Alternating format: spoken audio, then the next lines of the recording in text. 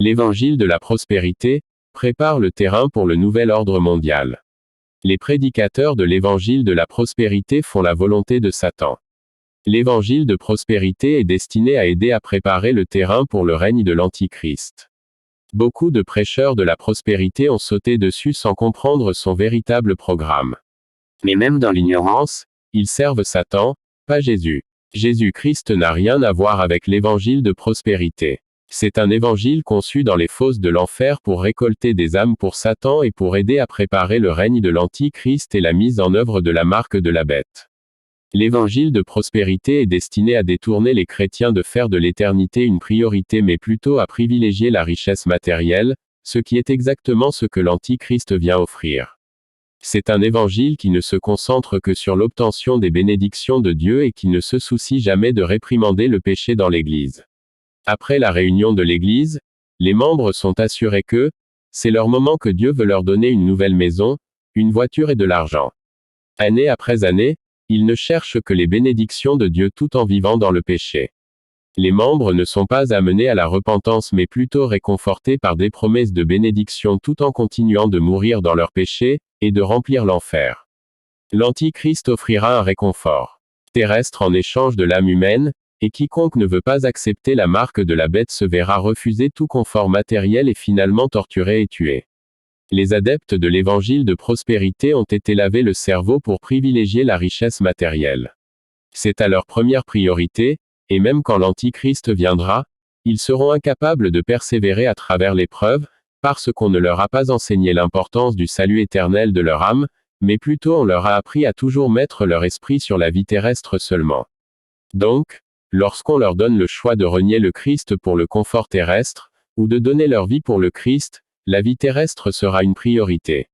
C'est un évangile conçu par les démons, et introduit sur terre par les satanistes et les néphilim déguisés en prédicateurs. Et beaucoup de prédicateurs qui n'appartenaient pas au royaume de Satan, sont également tombés dans le panneau, et ont été trompés. Eux aussi ont commencé à accomplir le travail de Satan, tout en pensant qu'ils servent Dieu. Le véritable évangile de Jésus-Christ est à propos du salut de l'âme. C'est la raison pour laquelle Dieu a dû donner à son Fils unique, pour mourir d'une mort si douloureuse. C'était pour le salut. Dieu veut bien nous bénir, mais il dit que nous devons chercher d'abord le royaume de Dieu, puis tout le reste nous sera ajouté. Il dit que notre priorité devrait être d'aller au royaume de Dieu et cela exige la sainteté car sans sainteté personne ne verra Dieu. C'est l'ordre des priorités que Dieu a fixé. Il a dit le salut d'abord, puis tout le reste n'est qu'un ajout. Mais Satan dit d'abord richesse et bénédiction, et de cette façon, il continue de conduire les âmes de beaucoup à la destruction, alors qu'elles meurent complètement sans préparation pour l'éternité. On ne leur a pas appris à vivre dans la crainte de Dieu mais seulement à chercher une bénédiction de lui. L'évangile de prospérité est un évangile du royaume de Satan. Ça n'a rien à voir avec Jésus-Christ. Et Jésus-Christ déteste vraiment ça. Quand Jésus m'a donné la première révélation de l'enfer, il m'a dit, l'apostasie est sortie dans le monde. Beaucoup de faux prophètes sont sortis dans le monde, enseignant des doctrines de l'enfer et conduisant beaucoup d'âmes en enfer. Vous devez être prudent et ne pas suivre les miracles. Ne vous ai-je pas prévenu dans ma parole que ces faux prophètes viendraient? Et maintenant ils sont ici, prêchant seulement sur la prospérité et ne condamnant jamais le péché. Tous les prêcheurs parlent de maintenant de prospérité et d'argent, mais qu'est-ce que l'argent si votre âme brûle en enfer? N'ai-je pas dit de vendre tout ce que vous avez, et de donner l'argent aux pauvres et ensuite de me suivre? L'argent est la racine de tout mal. Ne vous laissez pas attirer par ça. C'est ce qui a attiré beaucoup de prêcheurs. Tout ce qui les intéresse, c'est de remplir leurs poches, et de remplir leurs églises, mais ils ne prêchent jamais la repentance. Je sais que pendant que vous serez sur terre, vous allez avoir besoin d'argent, et je vous fournirai juste assez. Le reste de tes trésors sera au paradis, en sécurité.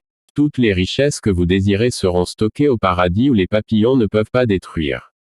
Cette terre va être détruite par le feu, et rien ne restera debout. Il a dit, mon cœur souffre de toutes les âmes qui sont conduites en enfer par de faux prophètes. Ils sont majoritaires, très peu de pasteurs prêchent ma parole. Très peu prêchent la repentance. Peu importe s'ils ont beaucoup de disciples ou s'ils font des miracles. Même Satan peut faire des miracles. Ne suivez pas les miracles. C'est pourquoi j'ai dit dans ma parole, que beaucoup viendront à moi le dernier jour et diront, Nous avons fait des miracles en ton nom, mais je répondrai, je ne te connais pas.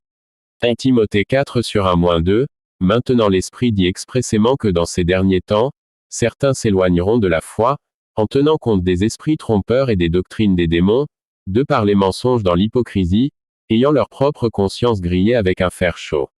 2 Pierre 2:1-3, Mais il y avait aussi de faux prophètes parmi le peuple, même comme il y aura de faux enseignants parmi vous, qui apporteront secrètement des hérésies destructrices, niant même le Seigneur qui les a rachetés, et se provoqueront une destruction rapide. Et beaucoup suivront leur voie destructrice, à cause d'eux le chemin de la vérité sera blasphémé. Par convoitise ils vous exploiteront avec des paroles trompeuses. Pendant longtemps leur jugement n'a pas été inactif, et leur destruction ne sommeille pas.